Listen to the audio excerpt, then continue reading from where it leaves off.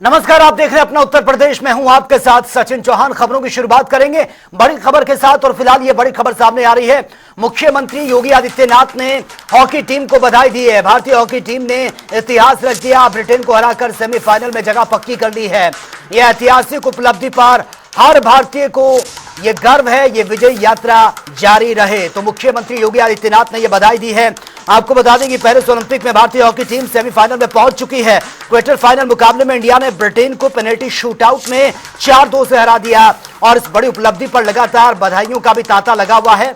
मुख्यमंत्री योगी आदित्यनाथ जिन्होंने बाकायदा ये सोशल मीडिया पर पोस्ट करके हॉकी टीम को बधाई दी है और साथ ही उन्होंने यह भी कहा कि जीत का जो सिलसिला है आगे भी बरकरार रहेगा। तो बड़ी खबर से आपको अपडेट करा रहे हैं। भारत बहुत अच्छा प्रदर्शन कर रहा है पेरिस ओलंपिक में। तमाम और गेम्स की भी अगर हम बात करें तो फिलहाल हॉकी जिस तरह से पहले ऑस्ट्रेलिया को हटाया और 52 साल का जो एक सूखा था, 52 साल बाद ऑस्ट्रेलिया को जो करारी शिकस्त दी है भारत ने और उसके बाद अब फाइनल में जगह पक्की कर ली है। सेमीफाइनल में यह पहुंच चुकी है। क्वार्टर फाइनल मुकाबले में इंडिया ने ब्रिटेन को पेनल्टी शूटआउट में 4-2 से हराया और फुल टाइम मैच में दोनों टीमों का स्कोर 1-1 से यह बराबर रहा। और आपको बता दें कि एक बड़ा अचीवमेंट्स भारतीय टीम का और उसके बाद बधाइयों का जो तांता है वो लगा हुआ है। सोशल मीडिया पर यह बधाई दी है मुख्यमंत्री योगी आदित्यनाथ ने। उन्होंने कहा कि ऐतिहासिक जीत का जो सिलसिला है वो भी आगे इस तरीके से जारी रहना चाहिए। तो चलिए आगे बढ़ेंगे इस वक्त एक और बड़ी खबर के साथ और ये दूसरी बड़ी खबर अयोध्या से है। बीजेपी का प्रतिनिधि मंडल अयोध्या पहुंचा है। तो चलिए ये बड़ी खबर से आपको अपडेट करा रहे हैं। आरक्षण पर सुप्रीम कोर्ट के फैसले का विरोध यहां पर किया गया है। पहले यह खबर आपको बता देते हैं। SC/ST में वर्गीकरण नहीं किया जा सकता, यह बात उन्होंने कही। आरक्षण में वर्गीकरण उचित नहीं होगा। तो BSP प्रमुख मायावती ने बकायदा इसको लेकर प्रेस कॉन्फ्रेंस भी की है जहां पर उन्होंने यह विरोध जताया। आरक्षण पर सुप्रीम कोर्ट के फैसले का मायावती ने विरोध किया है। उन्होंने कहा कि SC/ST में वर्गीकरण नहीं किया जा सकता, यानी कि उनको बांटने का काम नहीं किया जा सकता। आरक्षण में वर्गीकरण उचित नहीं होगा। बकायदा BSP प्रमुख मायावती ने प्रेस कॉन्फ्रेंस की है जहां पर उन्होंने कोर्ट के इस फैसले का विरोध किया है। आरक्षण को लेकर कोर्ट का जो फैसला, सुप्रीम कोर्ट का फैसला जो सामने आया है, इसको लेकर यह मायावती ने प्रेस कॉन्फ्रेंस में अपनी बातें रखी है। उन्होंने कहा कि इस तरह से वर्गीकरण उचित नहीं होगा कि अनुसूचित जातियों व अनुसूचित जनजातियों के भीतर उप वर्गीकरण नहीं किया जा सकता है क्योंकि वे एक ही समरूप अर्थात समान वर्ग में आते हैं। माननीय सुप्रीम कोर्ट ने वर्ष 2004 के अपने निर्णय में ये भी कहा था, चूंकि अनुसूचित जाति और अनुसूचित जनजातियों के लोगों ने जो अत्याचार सहे हैं वह एक वर्ग और एक समूह के रूप में सही हैं तथा यह एक बराबर का वर्ग है जिसके भीतर किसी भी प्रकार का वर्गीकरण करना उचित नहीं होगा। माननीय सुप्रीम कोर्ट ने अपने 2004 के निर्णय में ये भी कहा था कि अनुसूचित जातियों और अनुसूचित जनजातियों के भीतर किसी भी प्रकार का उप वर्गीकरण भारतीय संविधान की मूल भावना के विपरीत होगा। माननीय सुप्रीम कोर्ट ने अपने वर्ष 2004 के इस निर्णय द्वारा समानता के अधिकार का उल्लंघन करने के कारण आंध्र प्रदेश सरकार द्वारा पारित आंध्र प्रदेश अनुसूचित जाति अधिनियम 2000 को भी रद्द कर दिया था। अपने 2004 के निर्णय में माननीय सुप्रीम कोर्ट ने यह भी माना था कि ये वर्गीकरण इन जातियों के भीतर अलग अलग व्यवहार करके समानता के अधिकार का उल्लंघन करेगा। और अब माननीय सुप्रीम कोर्ट के 7 जजों की पीठ ने 1 अगस्त 2024 के निर्णय से सन 2004 के निर्णय को पलट दिया है, जबकि इस निर्णय से अनेकों मतभेद उत्पन्न होंगे। और इस खबर पर ज्यादा जानकारी के साथ स्टेट ब्यूरो हेड अनिल के अंकुर इस वक्त हमारे साथ बने हुए हैं। अनिल के अंकुर, सुप्रीम कोर्ट का फैसला जो सामने आया है आरक्षण को लेकर, मायावती ने अब अपना स्टेटमेंट इस पर दिया है। वो कह रहे हैं कि ये कतई मान्य नहीं है और वर्गीकरण को उन्होंने उचित नहीं ठहराया है। देखिए सचिन, सबसे बड़ी बात है कि मायावती ने इसमें अहम कई मुद्दे उठाए। एक तो बात इन्होंने कही कि ये पूरी तरह से असंवैधानिक है और जिस तरीके से बाबा भीमराव अंबेडकर की जो मूल मंशा थी उस मूल मंशा के विपरीत है। उन्होंने कहा कि कभी राष्ट्रपति के ऊपर कोई राज्य सरकार आदेश नहीं छोड़ सकती है, जबकि राष्ट्रपति द्वारा अनुमोदित जो संविधान है उस संविधान में जो बात कही गई है उसके विपरीत जा रहा है। अब अगर ऐसा हो, इसको लागू कर दिया जाएगा तो राज्य सरकारें अपने चुनावी लाभ, राजनीतिक लाभ लेने के लिए अपने आधार पर जातियों को जोड़ेंगी, हटाएंगी, उससे राजनीतिक लाभ लेने के इस हालात बन जाएंगे। उससे मैं निश्चित रूप से जो बात उन्होंने कही कि इसमें जो दलित है, एसटी है, उनको काफी नुकसान पहुंच सकता है। इसमें एक बात इन्होंने ये भी उठाई कि भारतीय जनता पार्टी के साथ साथ समाजवादी पार्टी और कांग्रेस ये सब मिल गए हैं और मिलकर के एक साथ इस तरीके से काम कर रहे हैं जिससे ये दलित विरोधी कार्य है। और उन्होंने सुप्रीम कोर्ट से अपील की है कि वो सुप्रीम कोर्ट एक बार फिर से पुनर्विचार करे और देखे कि इससे क्या नुकसान हो सकता है, क्योंकि ये जो संविधान की मूल भावना है उसके विपरीत है। एक बात और सामने इन्होंने कही थी कि ये जो व्यवस्था है इसमें केवल 10% लोग ऐसे होंगे एससी एसटी के जिनको लाभ मिला होगा और लेकिन जो क्रीमी लेयर के ऊपर आ पाए होंगे, लेकिन 90% से ज्यादा दलित और एससी एसटी ऐसे हैं जिनको इसका लाभ नहीं मिला। अगर ये व्यवस्था लागू कर दी जाएगी तो बड़ी संख्या में जो दलित और अपनी लाभ से वंचित हो जाएंगे। तो उन्होंने इसका विरोध करने के लिए कहा है। उन्होंने ये भी कहा दलित भाइयों से और अनुसूचित जनजातियों से कहा है कि ये आपात समय है, आप लोग एकजुट हो जाइए। जब उनसे सवाल किया गया कि आप लोग कोई इसका विरोध करेंगे, ये सड़क पे उतरेंगे, तो उन्होंने कहा अभी ऐसी बात नहीं, अभी शुरुआत तो लोगों को उस बात को समझाने की है कि ये कितना खतरनाक है और किस तरीके से राजनीति जो समाजवादी पार्टी है और भारतीय जनता पार्टी है, कांग्रेस है, ये लोगों ने मिलकर के एक साझा रूप में काम किया है। उन्होंने कहा कि मुझे जब ये बैठक चल रही थी, इसमें फैसला हो रहा था, तो बहुजन समाज पार्टी के नेताओं को या वकील को इसमें आमंत्रित नहीं किया गया। उन्होंने अपने सबसे लिए एक बात उन्होंने और उल्लेख की कि आज से बहुत साल पहले समाजवादी पार्टी ने भी कांग्रेस के साथ मिलकर के एक ऐसे ही विधेयक, जब ये विधेयक आ रहा था स्वीकार का, जो जिसमें आरक्षण की बात कही जा रही थी, उसमें उनका विरोध किया जा रहा था और उसने समाजवादी पार्टी के सांसद से उस बिल को फड़वा दिया गया था। तो कह रहे ये लोग आपस में मिलकर साजिश करते हैं, दलित विरोधी लोगों ने सीधे घोषित किया। जी ठीक है, चलिए अनिल के अंकुर, बहुत बहुत शुक्रिया फिलहाल आपका तमाम जानकारी के लिए। यहां रुकेंगे एक छोटे से ब्रेक के लिए, लौटेंगे कुछ और खबरों के साथ।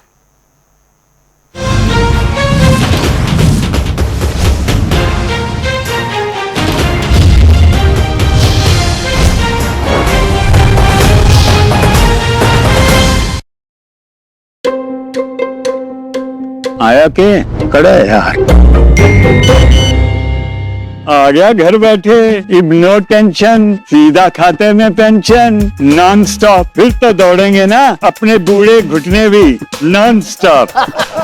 हरियाणा सरकार ने अब सामाजिक सुरक्षा पेंशन की राशि 1000 से बढ़ाकर रुपए 3000 कर दी है, तभी तो बढ़ता जा रहा है। मारा हरियाणा, नॉन स्टॉप हरियाणा।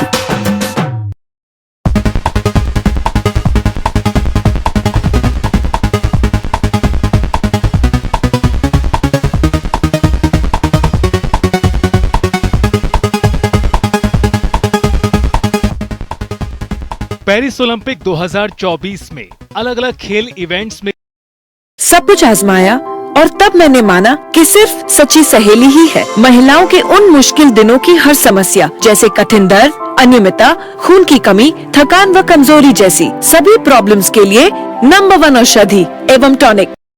माता भूमि पुत्रो अहम पृथिव्यः, अर्थात ये भूमि हमारी माता है और हम सब इसके पुत्र हैं। इसी भाव का अनुकरणीय उदाहरण है एक पेड़ माँ के नाम अभियान।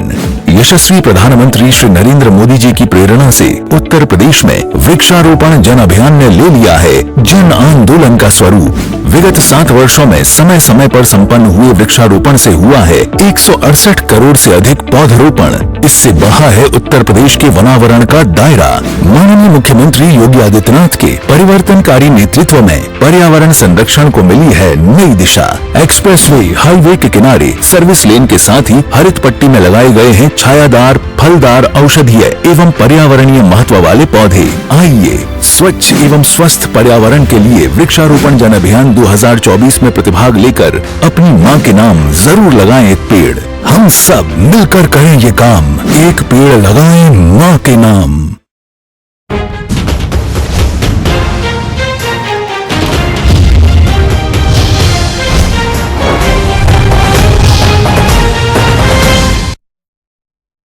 आइए, जो शायद मेरे सिक्योरिटी के लड़के हैं, आराम से इधर हो, जो अपने ही लोग हैं, कहां क्या डरना है इनसे यार।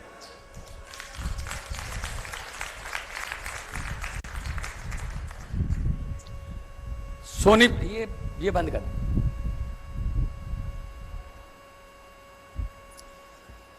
सोनीपत के इस ऐतिहासिक शहर में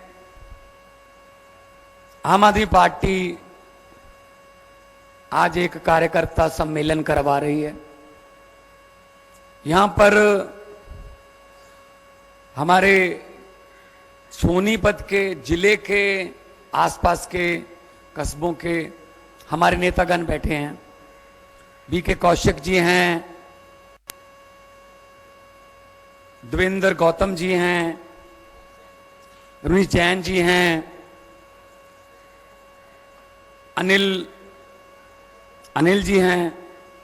नाम काफी लिखे हुए हैं, मैं सबका नाम लूंगा तो टाइम लग जाएगा, ये तो अपने ही हैं। आप सबका बहुत बहुत धन्यवाद, आपने इतना बड़ा एक कार्यकर्ता सम्मेलन आयोजित किया। ये तो कार्यकर्ता सम्मेलन है, जिस दिन रैली करेंगे उस दिन बताएंगे, दिल्ली तक धूम जाती है फिर हमारी। ये तो जस्ट मिलने आए हैं आपसे कि क्या हाल चाल है और कैसे हैं, बताइए क्या तैयारी है, कैसे करनी है। लेकिन आम आदमी पार्टी,